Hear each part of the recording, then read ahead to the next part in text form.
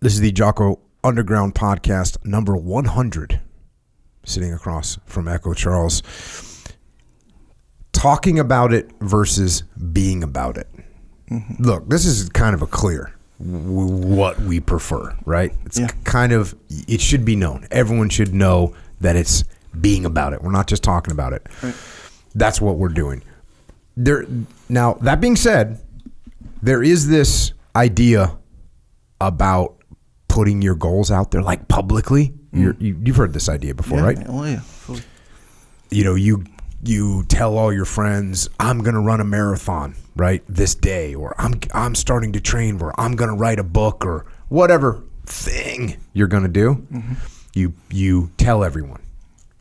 You post about it, right? Yeah. And then that, now you start to feel the social pressure that you told everyone. I think the problem with that is, what are the consequences? To me, the answer is there's no consequences. There's no friend that comes up to you 13 months later and it's like, hey, I thought you were running that marathon. And then what you have is you're like, yeah, I was going to, but I ended up getting shin splints after 2 weeks, and then I started that new job, and it's just, I'm going to do it next year, right? It's no problem. Oh, I thought you were writing a book. Yeah, I am, but I started going down, but then I got a better idea, so I'm like kind of letting that thing ferment a little bit, but I'm got a new one. So you're just lying to yourself, you're lying to your friends, and basically there's no consequences for it because you're able to lie your way out of it. My daughter was teaching jiu-jitsu class the other day. Sure. And this little boy, like after class, said, my father died. And just kind of randomly, my father died. And he was kind of misbehaving in class or whatever. So she thought, she's thinking to herself, oh, that's so sad. And she said, oh, I'm so sorry to hear that. And then she's thinking, oh, maybe some of his behavioral issues, maybe he's, going through some stuff, he's a little emotional, whatever. And then she sees the boy walking with like a grown male. And she asks Coach Adams, she says, hey, is that his uncle? Or he's like, no, that's his father. And my daughter didn't understand why this was happening. Well, it turns out that the little boy, we're talking like 6 years old, told my daughter that his dad died so that he wouldn't get in trouble. The kid wouldn't get in trouble. He knew he was misbehaving, so he didn't want there's So what I'm saying is people lie. That's instinctively, right? You're a 6-year-old kid, and you'd rather tell an instructor that you've known for 1 week that your father is dead than chance getting in trouble. Think about how that's what people are like.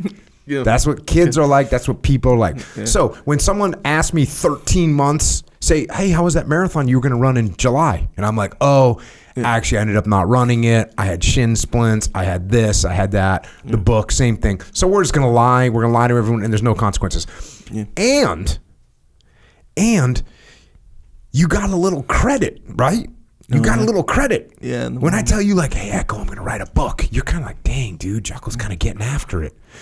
I say, hey, Echo, I'm going to run a marathon. You're like, well, dude, I kind of get a little credit from you, and I get a little actual reward of dopamine, because we talked about this with Huberman.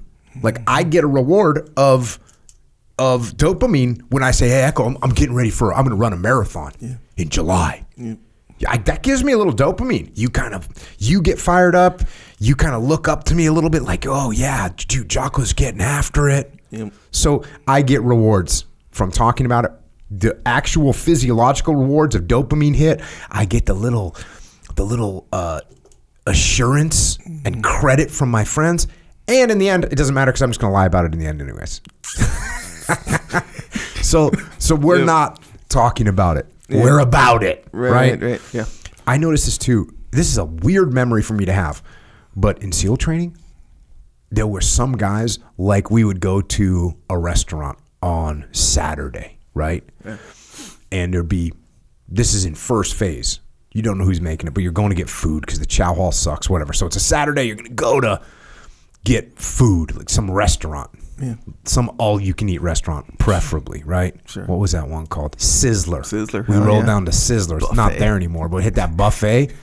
You know, you bring 9 freaking young dudes to a buffet, we're getting our money's worth, boy. Yeah. But, you know, we're in there, so wherever we had a buffet, we're in there. And some guys, like a waitress would be like, oh, you need some more tea? And like, what do you guys do? You know, that kind of thing? Yeah, fully. Some guys would be like, we're in SEAL training. Yeah. You know what I mean? Yeah. They kind of got that little dopamine hit. Yeah. Me, I wasn't even thinking about saying that. Yeah. And seems to me, those dudes that kind of get that little, they quit. Really? They didn't make it, man. They didn't make it because they got their reward. Yeah, they got their reward. Their reward is to be able to tell people they're in SEAL training. And I bet that after, they still tell, well, you know, I was in SEAL training. And they get a little bit of credit for that too. Yeah. And then they have whatever lie that they're going to make up. Well, I didn't make it because I had shin splints and I had this and that. That's bullshit. You quit. That's what happened. Very few guys will just say, oh, I quit because it was really hard. It's too hard. They lie. Yeah. And they even when they quit, they lie because they'll say, I quit because I had a girlfriend, I had this, I had that, I realized it wasn't for me. I realized that that's not the job. What SEALs do actually isn't what I want to do. They have all kinds of lies they tell themselves. Some guys are like, yo, I quit. It was super freaking hard. That's a very rare person. I respect that person. Yeah. Most people, they got to lie. So we are not talking about it. We're being about it. Here's the other thing about talking. Talking is risk-free. It's basically risk-free. You and I can sit around and plan for a marathon in 6 months. We can talk about it. We can go on a, marathon training website and like look through it and go, hey, dude, what do you think? This program seems pretty good. No, I'd rather do this program. Yep. We can come up with plans and all this stuff. There's no risk to it. There's no risk. When you take action, now we go out, we run, we can't make it, we fail to finish. Like there's a serious risk. Oh, I'm going to write a book. You write a book, you spend hours and hours and hours and hours writing a book. You send it to the publisher. They just say, yeah, this isn't good. Later. Yeah. That happens all the time, by the way. Yeah. So action takes risk. When you take action, it takes risk. It also takes discipline. Whereas talk is totally cheap, takes no discipline whatsoever. It's really free, actually. You can just say whatever you want, which is kind of pathetic. I was thinking about there's a little bit of an intermediate step. Writing it down. It's a little bit of an intermediate step because you're detached from it. You have to put it on paper. You're looking at it now. Those words. Look, in 3 weeks, I don't know what I said to you. Yeah. You know what I mean? Yep, and you're like, hey, didn't you say 13 months ago you were going to run a marathon? I'm like, no, I was thinking about it. Right. I told you I was thinking about it. No, I was fired up that day, but I didn't really mean it. You can just literally say I didn't really mean it. Yeah. When you write down, I am going to run a marathon on July 13th and whatever. Yeah. That's hard to back away from. That's why we have contracts and stuff, right? Yeah, man. Because, Echo and I were talking about our new business. We were going to split everything. And then I'm like, well, I wasn't going to split everything with you. No. Yeah, I was just spitballing. No, I was just spitballing. Yeah. The reality is, so it's the same thing. If you have to write something down, I think that's a little bit of a step. But writing things down is still a far cry from action because I've known people that make checklists every freaking day and they don't execute what's on them. Yeah. It's harder to not execute what's on them. It's easier to not execute on something you said you were going to do, right? That's pretty easy. Yeah. Pretty easy for people to go, yeah. Oh, yeah. Plenty. I mean, I'm going to work out tomorrow morning. Oh, yeah. If they say that, there's an 87% chance that workout's not happening. Sure. Actually, there's a whole nother category here. I'm not saying anything. I'm just doing it. That's a whole nother category. Yeah. I'm not saying anything. I'm just doing it. Yeah. So you got that. And I think that's the final call here is to take action to do something. Even if you're doing something small, even if you're like, hey, I'm going to run a marathon in July. I'm starting training today by walking 1 mile, which is going to take me, how long does it take to walk 1 mile? 10 minutes? 11 minutes? No, I don't know. It depends on how fast you walk, but I don't know. I think, 12 to 15 minutes. 12 to 15 minutes. Yeah. You're going to walk 1 mile today. Even if that's what you do today, even if it's a half mile because you only have 7 minutes. So you say, you know what? I'm going to run a marathon. I'm starting training today. Yeah. Not by talking about it more, right. Not even by writing anything down, not by reason, but I am going to start today by doing something. I'm going to make some actual action to move towards this goal. Yeah. If you don't do that, just kiss it goodbye. Yeah. So think about that. Keep that in mind. Don't talk about it. Be about it. Yeah. And remember how I accused you a while ago, a few years ago. What was it about? about. I don't remember. Actually, this is fresh in my mind because I was talking to a friend. Maybe I'll remember the beatdown I gave you, but yeah, it was actually a pretty effective yet simple beatdown. But by basically we got into this argument about debate, whatever. Maybe got kind of heated, maybe it didn't. I don't know. But I said, bro, you oversimplify things. And I had my argument laid out in my head. Like, you oversimplify. I mean, there's a difference between just simplifying it and oversimplifying. Got it, yeah. Oversimplify means like, hey, you're leaving out some critical stuff, right? There's critical complexities, and then you won the debate by just looking at me and going, or am I? And I was like, you're right, because you don't oversimplify. I think the rest of us just complicated. Yeah, complicated. Exactly right. So anyway, this might be one of the ones that you're not you're simplifying it for sure. But so there's different like talking about it, being about it. You're right on both of them or whatever. But so if you're talking about something that you're gonna do, then that's like a whole thing where people a lot of times like social accountability is kind of a helper, a little spot, right? It can be. Yes, exactly right. If you're gonna lie, which you probably are, then it doesn't really matter. It's possible. If you're the type of person that's gonna feel so guilty about it, like I let my friends down, right? You didn't even have to say anything. Yeah, you know what I mean? Yeah, I feel like I don't have that much. Yeah, I don't have that much experience with that part of things where with committing to anything. Yeah. Not publicly. Publicly it's more of like a social. You pay a social price, right? Yeah. Whether you know it or not. Like if you do it once, you say I'm going to run a marathon, and then you don't, and then they say, hey, I thought you were going to run that marathon. Hey, what happened with that? And you say, well, I this and that. Bro, everyone knows. Everyone feels it from you for the most part. And then even if you do that once, you did pay that price. Versus if you didn't say anything and you just didn't do it, then you don't pay any price at all. Where no one knew, no one held you accountable even this much. Think of the reward that you got. Yeah. You got let's put it in dollars, right? You got like a $4 reward. Yeah, in the moment. Yeah. And then 13 months later, you spend that shit. 13 months later, you get they come and take money from you because you didn't do it.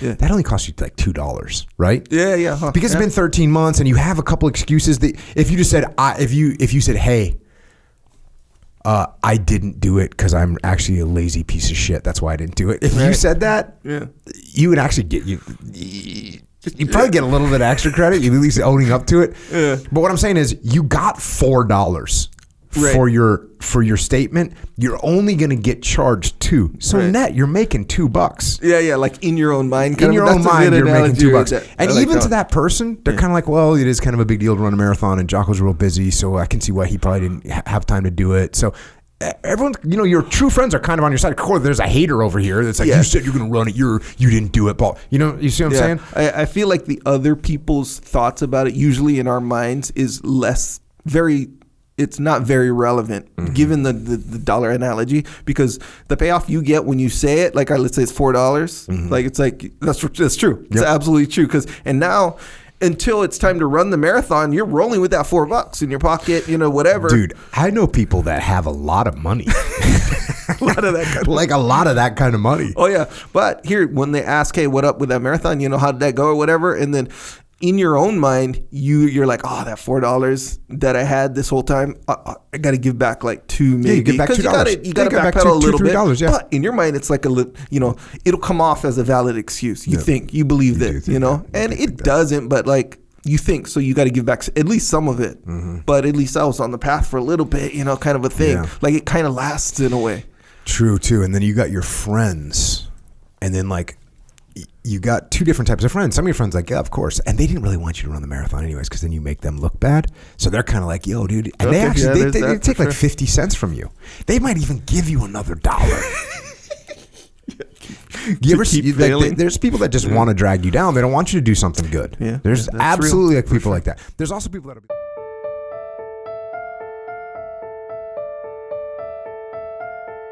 That is a little excerpt of what we are doing on the Jocko Underground podcast. So if you want to continue to listen, go to jockounderground.com and subscribe. And we're doing this to mitigate our reliance on external platforms, so we are not subject to their control. And we're doing it so we can give you more control, more interaction, more direct connections, better communications with us, strengthen this legion of troopers that are in the game with us. So thank you. It's JockoUnderground.com.